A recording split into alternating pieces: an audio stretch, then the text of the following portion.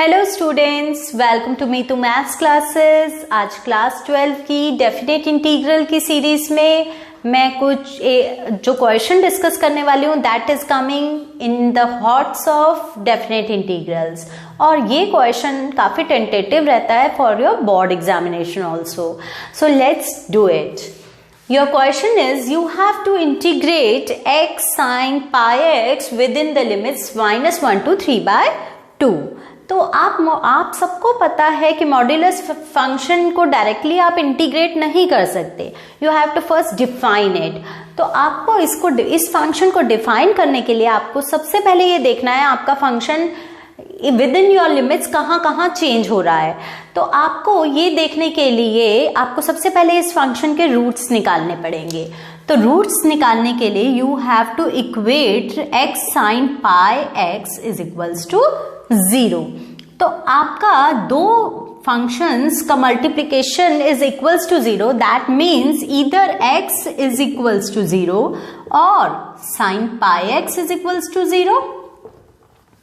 x is equals to 0 आपका एक root आ जाता है और sin pi x is equals to 0 implies that pi x is equals to n pi where n belongs to integers. That implies your x is equals to n where n belongs to integers. That means you can take any integer like this. But आपको we are interested in the roots which are lying in between -1 to 3/2 and they are 0 and 1 only. तो आप और सबको ignore कर देंगे और सब roots को एंड लेट्स सपोज आपका -1 to 3/2 के बीच में आपके दो रूट्स मिल गए 0 and 1। तो आप देखेंगे इन तीन इंटरवल्स में आपका फंक्शन कहाँ पॉजिटिव है और कहाँ नेगेटिव है। Let's check it. तो आप सबसे पहले -1 से 0 के बीच में देख रहे हैं whether your function is positive और negative. When x is lying between -1 and 0 your x is obviously negative function. But when x lies between -1 and 0, your pi x will lie in between -pi and 0, and -pi to 0 will represent third and fourth quadrant.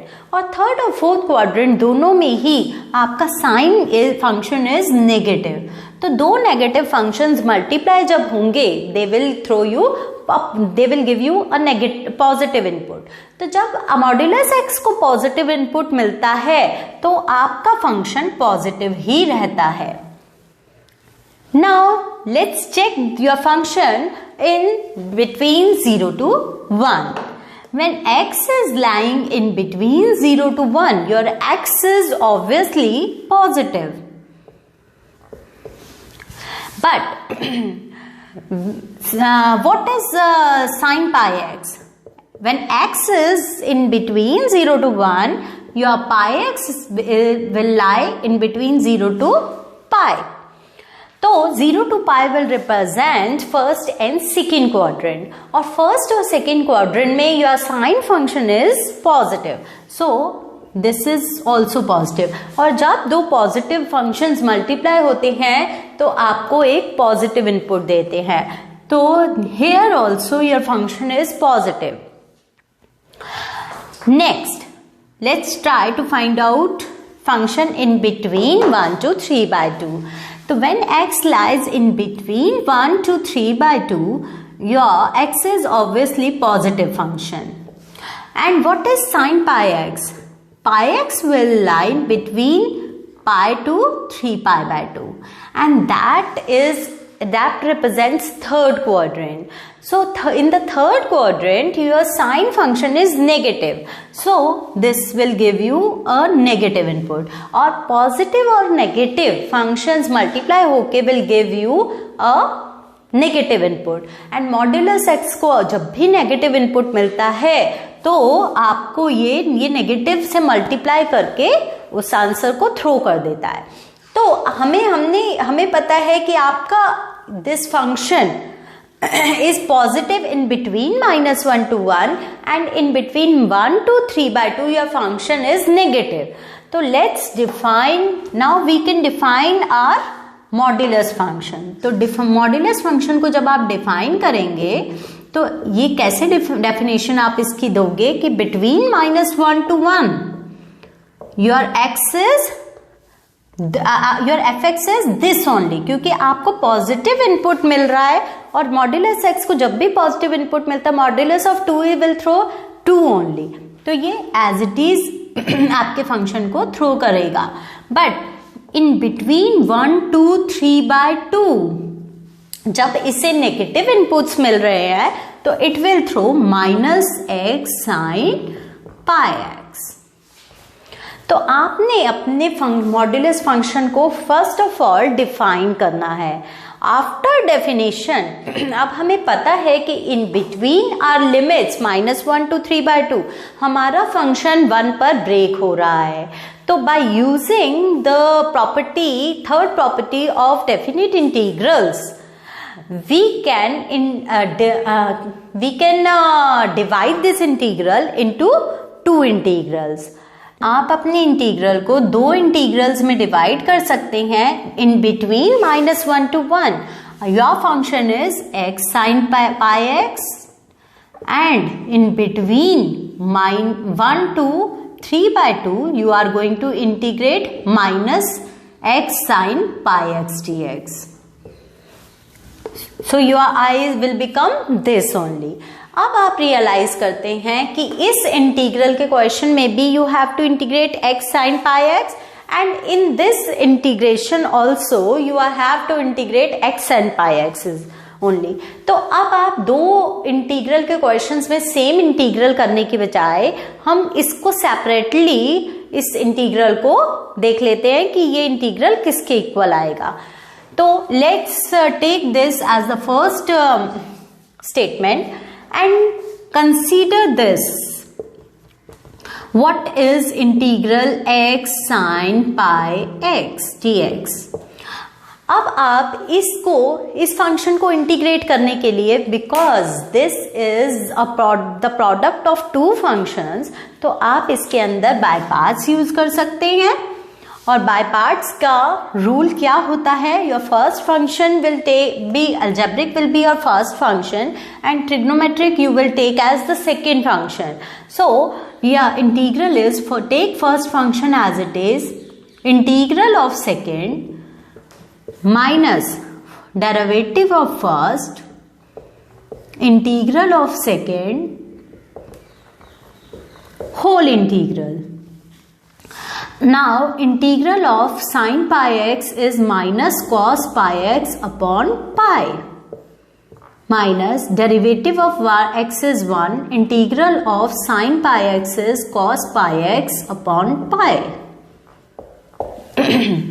and this is equals to minus x cos pi x upon pi minus and minus will become positive 1 upon pi and integral of cos pi x is sin pi x upon pi. So this is the integral of x sin pi x. अगर आप अपने one statement में अब ये वाला formula substitute कर देते हैं, then you will get x sin pi x की जगह आप रख दो integral of x sin pi x is minus x cos pi x upon pi plus sin pi x upon pi square with in your limits -1 to 1 minus the same integral of x sin pi x is minus x cos pi x upon pi plus sin pi x upon pi square within the limits 1 to 3/2 here. Now by the fundamental theorem of integral calculus you have to first put your upper limit minus then you are going to put your lower limits here. तो let's start. जब आप upper limit put करते हैं then you will get 1 जब आप x की जगह substitute कर रहे हो तो you will get minus cos pi upon pi plus sine pi upon pi square minus जब आप इसके अंदर -1 पुट करते हैं x is -1 minus of x is 1 cos of minus pi upon pi plus sign of minus pi upon pi square minus अब आप अपने इस फंक्शन में पहले अपर लिमिट 3/2 पुट करते हैं you will get minus 3/2 pi cos of 3π/2 plus sine 3π/2 upon pi square and when you are going to put 1 here then you will get minus cos pi upon pi plus sin pi upon pi square. अब आपका क्या बन जाता है ये cos 0 is 1 then cos pi is -1 so minus of -1 will give you 1 only तो 1/pi plus sin 0 is 0 तो आप इसको ये वाली आपकी टर्म वैनिश हो जाएगी minus cos of minus pi is cos pi itself and cos pi is -1 तो -1 upon pi and sin pi is 0 तो ये आपकी टर्म वैनिश हो जाएगी so you will get this much only now minus यहां से आपका क्या आ जाएगा cos pi/2 is 0 so cos of 3π/2 is also 0 so this will vanish and sin pi/2 is 1 and so sin 3π/2 is -1 so it will give you -1/pi square minus यहां से आपका क्या आएगा sin pi is cos pi is -1 so minus cos pi is 1 तो 1 upon pi and sin pi is again 0 so it will vanish तो आपका answer क्या आ जाता है 1 upon pi plus 1 upon pi minus minus plus 1 upon pi square minus will give you plus 1 upon pi and it will give you 3/pi plus 1 upon pi square and that is your answer.